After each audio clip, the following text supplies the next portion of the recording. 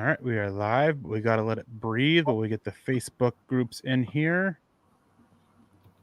Got to save and wait for the green check marks. Any second now. All right. Thank you, everyone, for tuning in on this wonderful Friday night for yet another Dove Valley Deep Divers.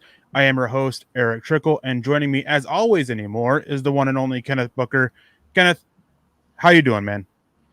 Oh, I'm doing good. Yeah, just getting ready for the weekend. Enjoy the weather. Just try to enjoy the sun while it's still out. So, How excited are you that the next football game is actually matters? That's actually legit. That it's right here in less than a week. Actual football's back. How excited are you? yeah, I'm excited. It's kind of weird. I don't know. It's for some reason it's weird to hear football in August, but every time it kind of just sneaks up on you out of nowhere, and I'm excited to see what this team can do and see if they're all on the same page. I think that's like the biggest thing, is not shooting our own selves in the foot, because we're a young team and we really can't afford that. So I'm excited to see this whole team and see how they perform. Yeah, you hit on the word of the week when it comes to the Broncos is a young. This is a very young team. They are the 10th youngest team in average age across the NFL. That is very different compared to last year, where they were like the 9th oldest, I think. 6th oldest, somewhere around there. They're in the top 10 for oldest rosters. Complete change around. And when you are this young of a team, though, shooting yourself in the foot, it's gonna happen. What I'm really curious to see is how they can mitigate it. Not necessarily keep them from happening, but how they overcome them, how they grow, how they learn.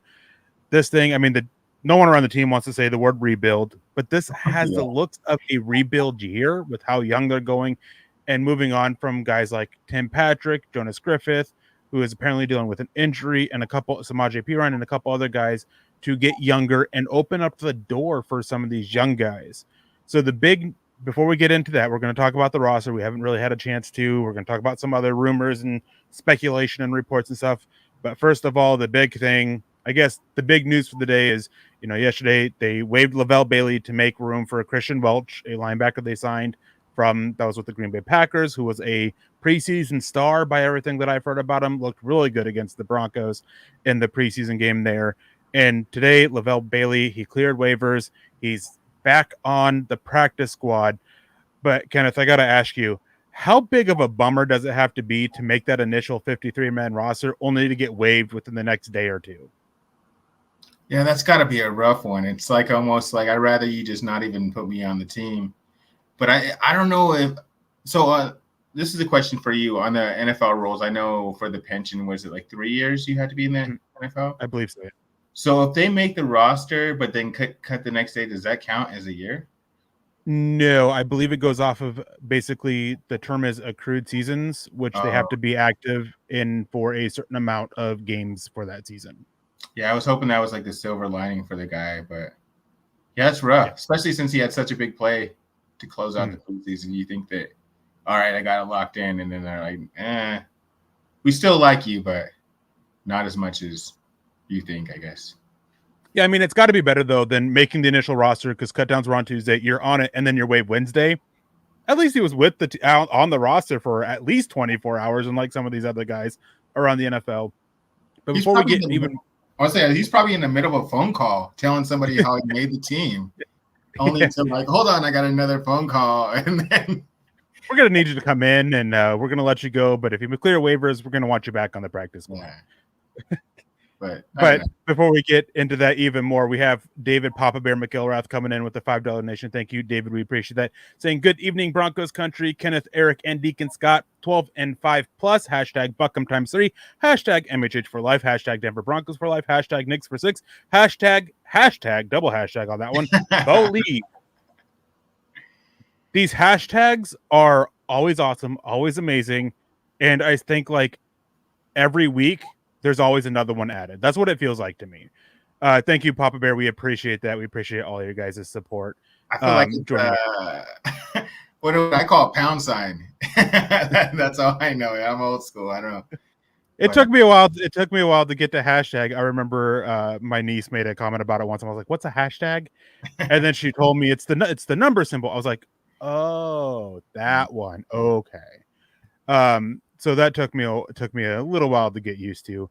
Todd Ossendorf coming in saying, I must admit, I am a bit puzzled why Yassam was released at all, since I thought he could be retained without consent, counting against the roster numbers.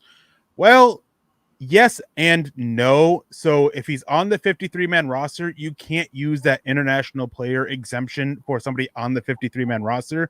So if you're going to keep him on the 53-man roster, he has to be part of the 53-man roster. The exception is only for the 90-man roster in the preseason up until the final cut day. And I mean, at that point, it's just a 91-man roster because of it. Or on the practice squad, where instead of 16, you can get 17, which is what the Broncos are doing. They have 16 players who count, and then Yasmin, who has that exemption for it. But again, it can't count for the 53-man roster.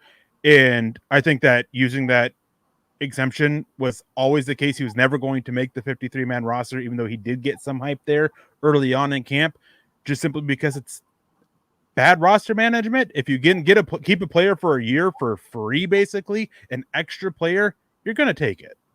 Oh, definitely. Yeah, it's because you never know. Next man up, you need depth in certain positions. It's always nice to have that extra person along the line, defensive back, quarterback, anything, free special teams. Oh, there we go.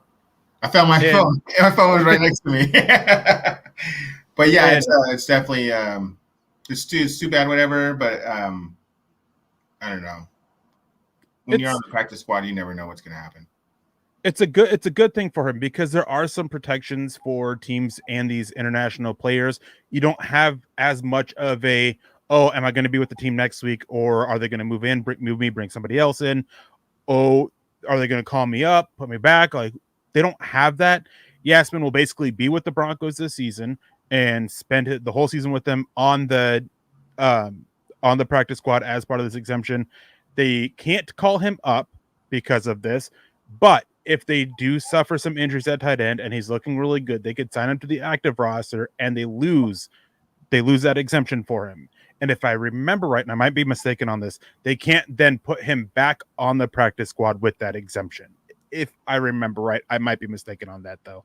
But it's a good way to get foreign players more attuned and ready for the NFL game, because we don't see football like this anywhere else in the world. And it is always a big adjustment, even from if you play football in high school in the States to playing in college. Like, even that can be a big transition for him. Jumping from the Canadian Football League to the NFL is a big transition. So it's a nice way to get those players ready. And it's one of the things that I'm super excited that the NFL has done. It's like the Australian Football League. What do we have? Did we get Gotsis from over there? And I know he was Australian. I don't know if he played in the league though. I don't know. I know he was from down under, and he was drafted by the Broncos, and I believe this was before the exemption was even a thing at that time. Oh, okay. So yeah, that's a pretty big thing over there. I've never actually seen Australian football, but I heard it's like, I thought that and rugby were like similar, but I guess it's a completely different game, and it's pretty exciting to watch. But yeah, my good friend and the godfather of my daughter, Lucas Polglaze, who he actually came up with the name Mile High Huddle. He used to play Australian football, and he way back when, and I say that like it was so forever ago, but that was probably like 6-7 years ago. Okay. And he explained to me some of the rules about it, and I too was thinking that it was a lot like rugby, but no, it's not. It's kind of a cross between, if I remember right, between Canadian football and the NFL. So it's got some pretty interesting stuff to it. Yeah, Pat McAfee is a big proponent of it. Yeah. Rodney Garcia coming in saying, good evening, Eric, Kenneth, and Broncos country. What's your guys' take on the former Green Bay Packer linebacker we picked up? Is he any good? I can't add a lot to this. I only watched one game he was in, and that was the Broncos game this preseason. I haven't seen him from before. People that I know have talked him up. I've read a lot of things about him, saying about how good he looked this preseason. Created 2 turnovers, with both of them being interceptions. Key special teams kind of guy. That's about it. We'll see if he's any good. He's been in the league, I think, since 2020, 2021, something like that. Yeah, I saw some stuff on him. I know one person would know a lot about him is our boy Nick, because he's an Iowa. He's a former Iowa player. So anybody from Iowa on defense, they're fundamentally sound. That they know their where they need to be, and they're just born bred football players. So anybody from Iowa on defensive side of the ball, I welcome with open arms. Yeah, offensive side of the ball, avoid at all costs. I was going to say that, but I didn't want to be. I didn't want to be mean. We have James Edwards coming in saying, "So glad football starts the season. It's about time I caught you beautiful heifers talking season opener. Let's go, boys." Yeah, I mean, we'll really dive into the season opener next week because that will be the Friday before the season opener. And then the week after that, I can't believe it. The week after that, we'll have to have another short show because we'll have to get ready to fly down to Denver for the meet and greet. I can't believe that's just right around the corner as well. Be awesome. But it's going to be a good time. The meet and greet always is. Hopefully we get to see a lot of you guys there in person. And if you guys do show up, please let me know what your guys' name is in chat because that's what I know you by. And one of my favorite stories is the first year we did it, somebody came up and they told me their name and it's nothing like the name that we know them by. Mm-hmm. And I'm just like, trying to be super nice, but it's like, I don't know who you are. And the person started asking me about my daughter, and that made it really a little bit extra. Weird. And finally I'm like, all right, daughter's good, but what's your handle that I would know you by so I could put it. So it's always a little funny situation and has led to me asking for the things. Now, going to the roster cut downs, what move surprised you the most?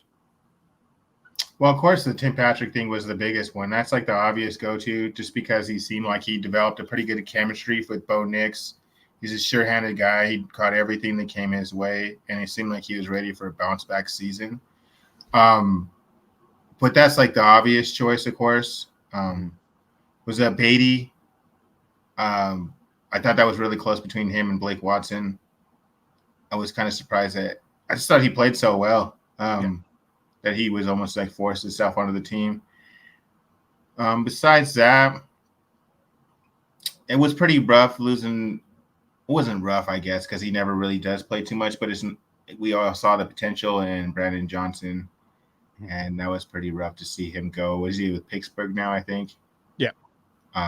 So I don't know if that's a good thing for him or a bad thing. He's like, oh man, Russell Wilson. But those were a couple of ones that were a little ones that caught me off guard. Yeah, Tim Patrick, obviously, he's the big surprise. And what was so shocking to me about that was reworking his contract only to cut him, where they only save like $1.1 million in salary cap space with moving on from him. But what's even more so is that he was the starting slot receiver for this team. They were working him in the slot. He was picking up the role. And for me, if they were going to move on from him and like just let Marvin Mims get those reps, Marvin Mims needs them. And so that was a bit questionable. And then Tyler Beatty and Blake Watson, I'm with you. I went back and forth, and in my final roster projection for it, I kind of talked about it. And when you look at their stats, Tyler Beatty as a rusher, he had a 3.8 average per carry. Blake Watson was 3.5. But as a receiver, Blake Watson absolutely cleared. And I think that's kind of what the difference was there. Plus, when they signed Blake Watson, all the hype was about how he can be a returner, a kick returner with these new rules. So I'm curious to see. We didn't get to see him there in the preseason, just as we didn't see Marvin Mims there. So I'm really curious if these special teams coaches have some stuff up their sleeves that they wanted to keep hidden in the preseason that we're going to see come out during the season. I almost feel like Blake Watson was all about his potential and then just what they signed him for. They gave him a huge contract, whatever. And also with Troy Franklin on the draft capital they used to get to move up and get him. Otherwise, he's not on the squad no more. I know they talked about the different aspects of his game that they really liked and that they want to groom and get him like fine-tuned on. But I don't know. There's just other people that can perform right now that I felt like deserved a spot over him. Yeah, I'm not sure Tim Patrick's going to see the field a whole lot, or not Tim Patrick. Troy Franklin's going to see the field a whole lot this year, which made the The defense, I guess, for the best way to put it, of them cutting Tim Patrick was a little funny to me because Troy Franklin had a very bad preseason. His routes were all over the place. He had one really good play as a blocker, which absolutely stunned me. But there's so much work that he needs to do. He's very much a one-trick pony right now. And it's been reported by multiple people that he's likely going to be a healthy scratch for most of the season as long as everybody else stays healthy for ahead of him. But we have Michael Ronquillo coming up saying, good evening, Eric and Kenneth on the Dove Valley Deep Divers. Bow time, Bo leave. God bless Bo Nix and go Bo Broncos. Yeah. Those are some new ones. I don't know. I haven't seen those ones. The Go Bo Broncos. That's new, Michael. Like, I appreciate it. And I appreciate your support week in and week out. There's got to be a bona fide, right? Oh, bona fide. That's a good one. I know whenever Bo Nix throws a game-winning touchdown, it's Bover. It's got to be. Oh, yeah. It's Bover. Oh, okay. Just got to be. Yeah. It's got to be. Oh, yeah. And then that was on my phone. Todd Osnor, someone mentioned the other day that Broncos players who are released are being picked up by other teams. That means we are getting better. I believe the Broncos had 2 players claimed on waivers. Maybe only one. I know DeMontre Jacobs was, which to me was probably the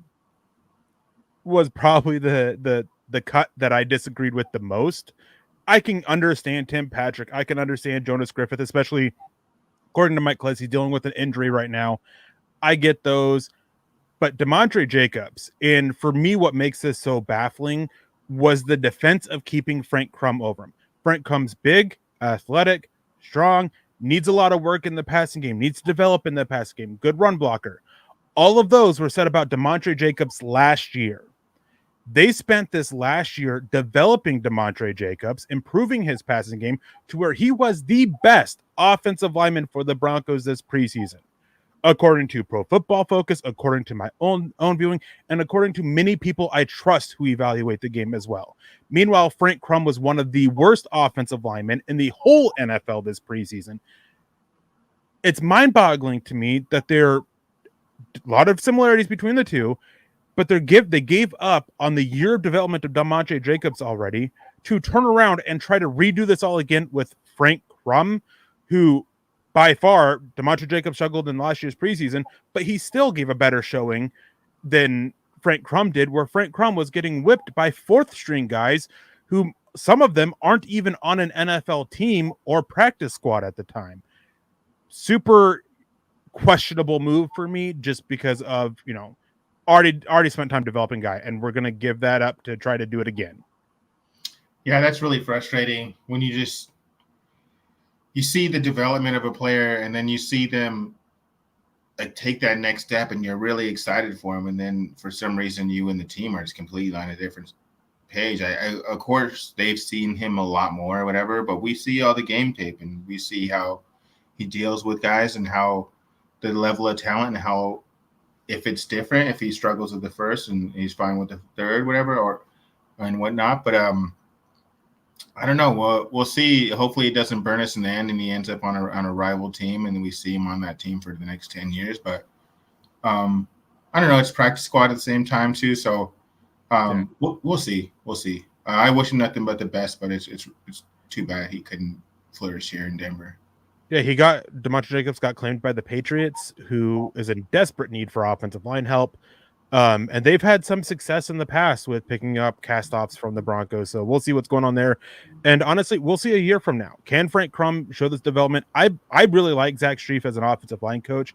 I think he is probably the most underrated offensive line coach. And here in a year or two, we'll be talking about how he's one of the best offensive line coaches in the NFL. It's a good gamble by them to make. I still question it. I think that there was a pathway to keeping DeMontre Jacobs on the roster, releasing Frank Crum, and getting him back on the practice squad because I don't think there would have been a lot of competition for him. And then going on, continuing about this, we had a question up here about Lavelle Bailey. Let me see if I can't find it. Oh, yeah. Getting back to that, Chase Wallner coming in. How good has Lavelle Bailey really been? Outside the pick six that basically went right to him, people were upset he was waived. I had Lavelle Bailey making my final projection roster projection over Justin Sternad, Uh, which is going to seem silly, but at the time, this was made before the preseason finale against the Cardinals. At the time, Jonas Griffith wasn't hurt. Jonas Griffith was still competing to be the starting linebacker at that time. And Justin Sternad, he had a really good game against the Packers, but I wanted to see it again. And I made it clear that Bailey and Sternad, it was kind of a tough cut there. I don't think Bailey had a very good preseason. I think that pick six was a bit of the right place, right time thing, because if you actually watch the play, he was out of position and kind of got lucky with it. So I'm not super upset he was waived. I'm very high on him. I really loved his college football at Fresno State. He was one of the guys I penned as a guy who could make this roster along with Blake Watson as of the undrafted free agents. He definitely needs a lot of work, definitely needs a lot of growing and development, and especially in coverage. Had he been claimed off waivers or signed with another team's practice squad after clearing waivers, I wouldn't have been super upset with that either. I'm definitely not upset he was waived. Yeah, it reminds me of like what Chase was talking about here about besides that one play, what has he done? It reminds me of this old movie where this guy gets super hyped. This guy got a single, whatever, and he's like, "Hey, if you're that hyped, he got a single. There's something wrong, whatever." So like, yeah, I don't know. I don't know if I blended in the story right, but yeah, he had that one thing, but you got to continuously go through the entire gameplay. And if he was out of position, like where was he supposed to be? Just more in the middle of the field, I guess, or so it's kind of hard to explain it without obviously having the play in it. But looking at the play, he was played tighter to I believe it was the tight end that was a target for it, and was behind him instead of kind of being above and allowing the catch underneath, then coming down and making the play. So he was beaten, so to speak, and behind the tight end, and then was, just the ball was badly thrown under pressure, and just went right to him. So not horribly out of position, but out of position nonetheless. Yeah. Well, I'm glad at least he got like a nice little highlight on his game tape. I'm pretty sure everybody that's looking at it though will know that he was out of position. So I don't know how much that helps. Which I'm sure that played in a part in, all right, we're going to go assign this guy and we're going to let you go, bring you back on the practice. I'm sure that played a part in it. Or at least he caught it though. Because a lot of times, even when they're in the right position, yeah, so many guys Damari Mathis in huge situations that could have ended games or changed the tide, and he caught it. So that's good for him. Yes, Christian Welch was the former Packer linebacker who replaced Lavelle Bailey. Is he related to Haley Welch? No clue. You don't know who that is. I don't know who that is. That's a hot too girl. Oh, okay. All right. She's actually really cool. I don't know if you ever listen to her interview. She's a real sweet girl. She's pretty funny.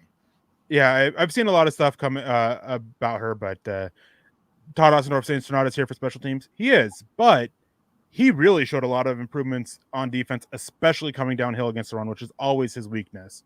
So maybe we end up seeing him on the field this year, and hopefully he won't be a liability like he has in the past.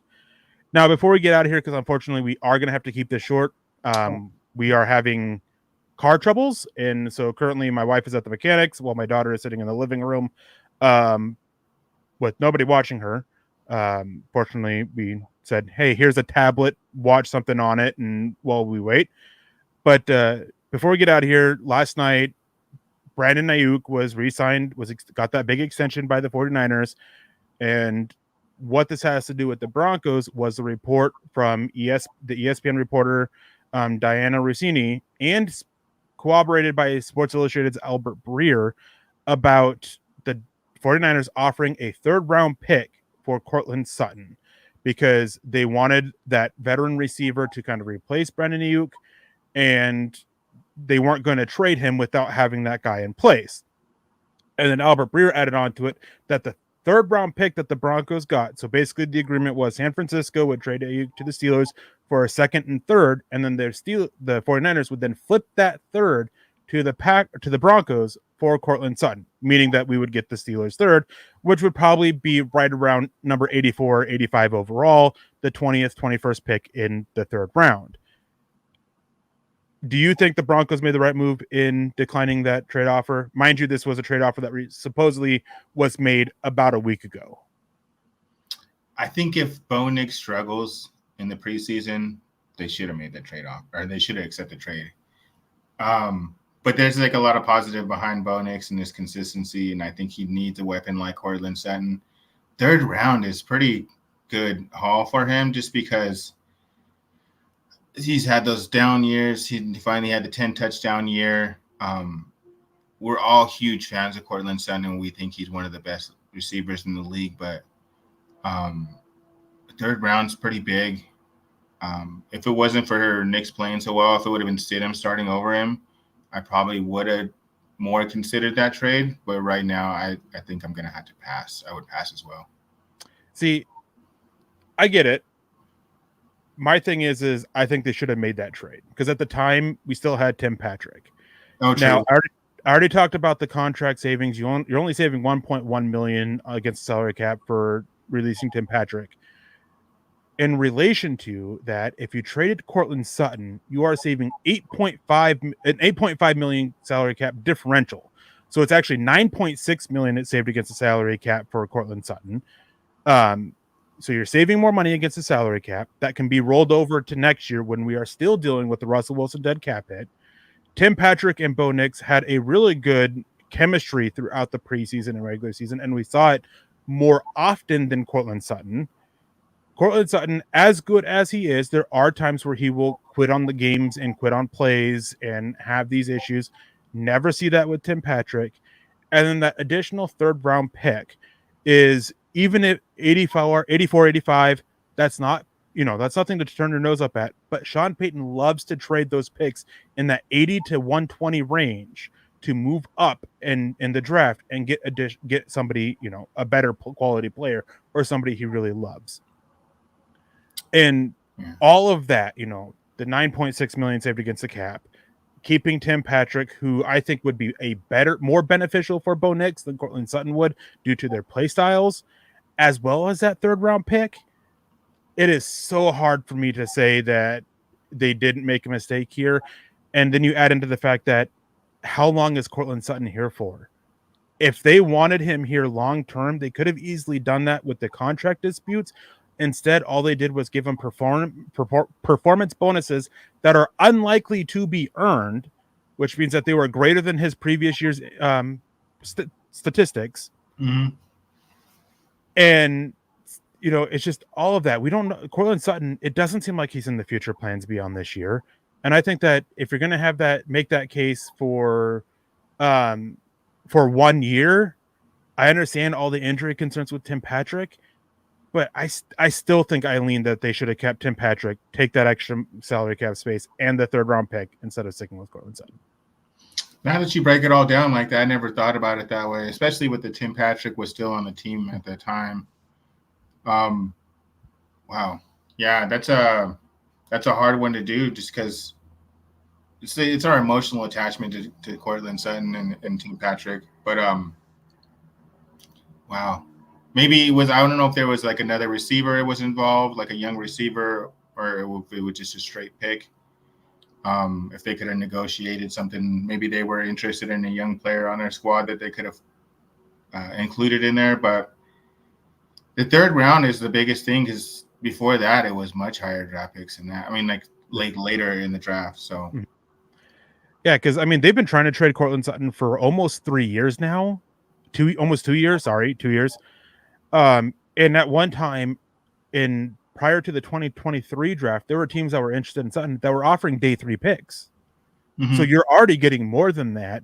So I don't know, like, had they extended him and given him, or turned around and give him some more certainty and longevity here with the Broncos, I don't know, like, yeah. And then Tim Patrick, maybe the mid-season kind of situation, really open up again if the young guys step up. But Chase Woolner coming in. What about the risk of injury for Patrick as your number one guy, considering his injury history? I'm fine taking that risk, because of the fact that if he gets hurt, then we're leaning on the young guys even more. And that's part of the point as to why they moved on from Tim Patrick, was they wanted to get these young guys on the field. So if you keep him, you're in the end, you're saving more money by moving Cortland Sutton. And if he gets hurt, more young guys get this experience that they need to try and grow and develop. And I don't want to sound like I absolutely hate Cortland Sutton. I love Cortland Sutton. He is one of my favorite players on the Broncos, one of my favorite players in the NFL. He, to me, is a top 15 wide receiver, which when you look at it is pretty high with the quality of receivers that we have in the NFL. But just with everything, with the where this team was, if this team was in a position where they could actually compete for a playoff spot this year, which I don't see, remember that. I don't see this team competing for a playoff spot.